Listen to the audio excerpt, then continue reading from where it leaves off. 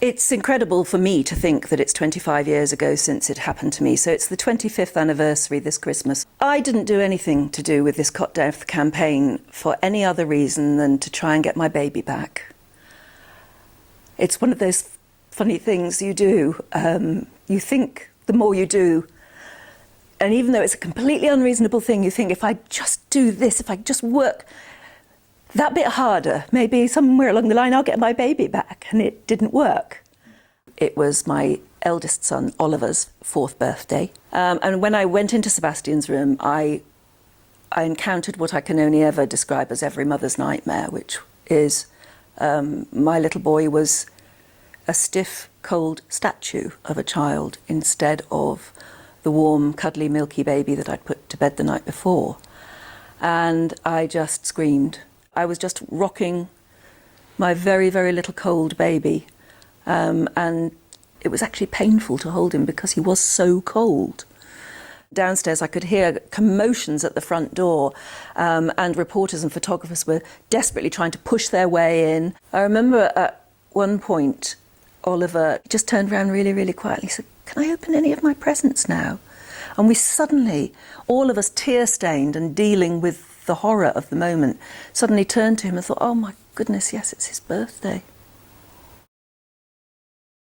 You go through this ritual of having to plan a funeral, but we knew that one awful thing about the funeral would be that the press would want to come, and most of them didn't. One did. I think the picture's the most intrusive photograph I've ever seen, actually. It's of a young couple holding the little white coffin of their child.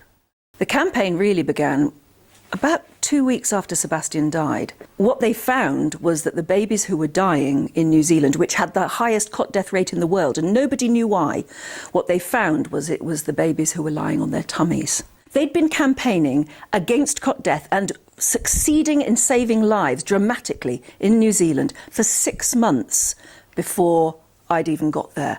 That means that if I'd lived in New Zealand, Sebastian would be alive. And what I later found out, and what I think is one of the greatest health scandals ever, is that we in Britain knew that they'd got the life-saving advice, we knew what they were doing in New Zealand, and we in Britain agreed to be a control. That is, we knowingly did nothing so that they could compare their data with ours. They had a TV ad going on every evening in New Zealand while Sebastian was still alive, saying if you're just about to put your baby down to sleep, put him or her on his back, not on his tummy. I knew that what we wanted was a very, very high-profile campaign. You had to get every single parent in Britain sitting up and listening and thinking, oh my God, when I put my baby down to sleep tonight, I'm going to make sure I put them on the back and not on their front, because that will save them against cot death. All you needed to do was have me say, because everybody knew that by then that I was the woman off the telly who'd had the cot death. I just put a baby down to sleep and I said, if you're just about to put your baby down to sleep tonight, put him on his back, not on his front. This will save his, help save his life against cot death. It was a very simple 30-second advert, and immediately, we now know it saved lives. And within a year, the cot death rate had plummeted. At around the time that Sebastian died, we were losing 2,500 babies every single year to cot death. And that's 5 or 6 every single day.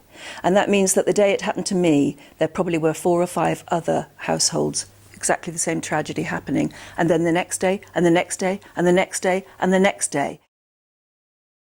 At times, I'm strong enough to be philosophical and shrug my shoulders and tell myself not to look back with revenge or bitterness.